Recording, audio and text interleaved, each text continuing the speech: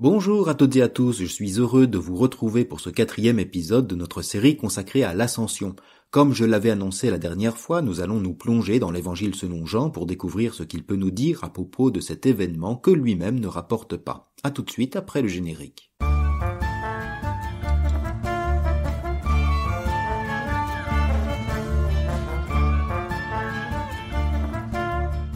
Il n'y a pas de récit d'ascension de Jésus dans l'Évangile selon Jean, ce qui n'empêche nullement d'ailleurs l'évangéliste d'en parler plus abondamment que Luc, que Marc et que Matthieu. En premier lieu, nous nous souvenons, car j'en ai parlé il y a peu lors de l'épisode 61 du podcast à propos de Marie de Magdala et du jardinier, nous nous souvenons qu'au matin de la résurrection, lorsque Marie reconnaît Jésus, celui-ci lui déclare « Ne me retiens pas, car je ne suis pas encore monté vers le Père, va trouver mes frères pour leur dire que je monte vers mon Père et votre Père, vers mon Dieu et votre Dieu. » Ici, l'ascension de Jésus se confond avec sa résurrection. Le Christ ressuscité est celui qui rejoint le Père, ou plus précisément, le Christ est ressuscité pour rejoindre Dieu le Père. Mais ce n'est pas le seul moment où l'évangile de Jean évoque l'ascension de Jésus, c'est même l'ensemble de son évangile qui semble en faire écho. Les références sont si nombreuses que je ne pourrais d'ailleurs les commenter une à une. Après inventaire, je me suis aperçu que l'on pourrait les rassembler dans 3 thèmes. D'abord, chez Jean, la montée vers le Père présuppose sa descente en ce monde. C'est un premier point. Puis l'évocation de son élévation, comme dans les autres évangiles, oblige à passer par l'élévation sur la croix. Enfin, le thème de l'ascension de Jésus possède aussi chez Jean une finalité destinée aux croyants avec la promesse de l'Esprit Saint. Si Jésus monte vers le Père, c'est qu'il en est descendu. L'évangile de Jean est celui qui affirme le plus explicitement la préexistence divine du Christ. Dès le prologue, l'évangéliste nous annonçait son incarnation dans le monde. Le Verbe s'est fait chair, disait-il au chapitre 1, verset 14. Il faut bien prendre conscience que l'événement n'a rien d'anodin, mais qu'il n'est pas non plus marqué par le sensationnel ou le merveilleux.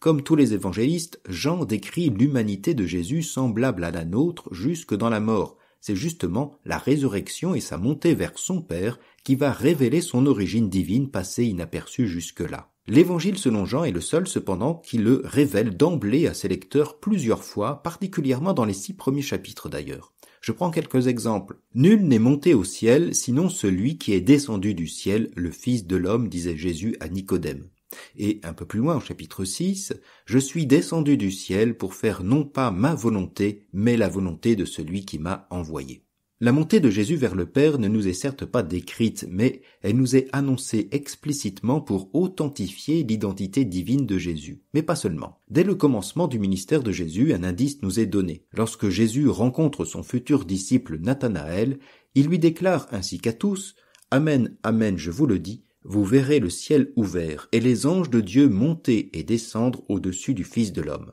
Ce verset associe une montée et une descente depuis le ciel, faisant référence au songe du patriarche Jacob en Genèse 28, qui voyait une échelle dressée sur la terre, son sommet touchant le ciel et des anges de Dieu montant et descendant. Cet épisode annonçait à Jacob, banni de sa famille, que le Seigneur se révèle à lui pour accomplir avec lui la promesse faite à Abraham son aïeul. La venue de Jésus est donc ici associée à la révélation même de Dieu et à ses cieux ouverts, c'est-à-dire à la communication entre le monde de Dieu et celui des hommes en vue d'un salut. Ainsi, dès le premier chapitre, Jésus s'affirme déjà comme ce Fils de l'homme. Or, ces cieux et ces anges annoncés, nous allons les retrouver à 2 endroits. Au chapitre 12 d'abord, peu avant Pâques, où Jésus annonce son élévation sur la croix. Il disait « Maintenant mon âme est bouleversée, que vais-je dire ? Père, sauve-moi de cette heure ?» Mais non, c'est pour cela que je suis parvenu à cette heure-ci. Père, glorifie ton nom.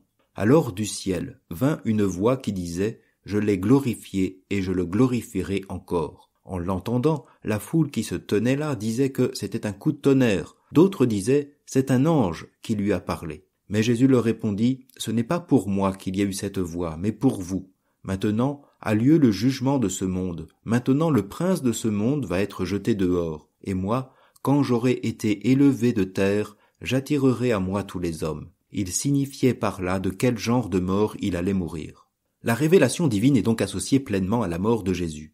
Et à un autre endroit, nous retrouvons et les anges et le Père au matin de Pâques, avec ces 2 anges assis l'un à la tête et l'autre aux pieds à l'endroit où avait reposé le corps de Jésus, et avec la parole de Jésus indiquant je monte vers mon Père et votre Père, vers Dieu et votre Dieu. La montée vers le Père et l'élévation sur la croix participent à la mission de Jésus de révéler le vrai visage de Dieu. L'ascension ou la glorification du Christ dans l'évangile de Jean, c'est déjà la croix, le lieu où il révèle pleinement le visage aimant de Dieu.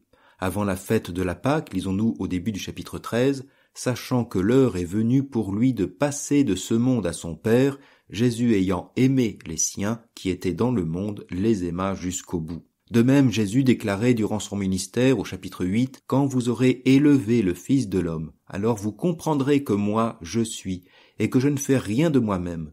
Ce que je dis là, je le dis comme le Père me l'a enseigné.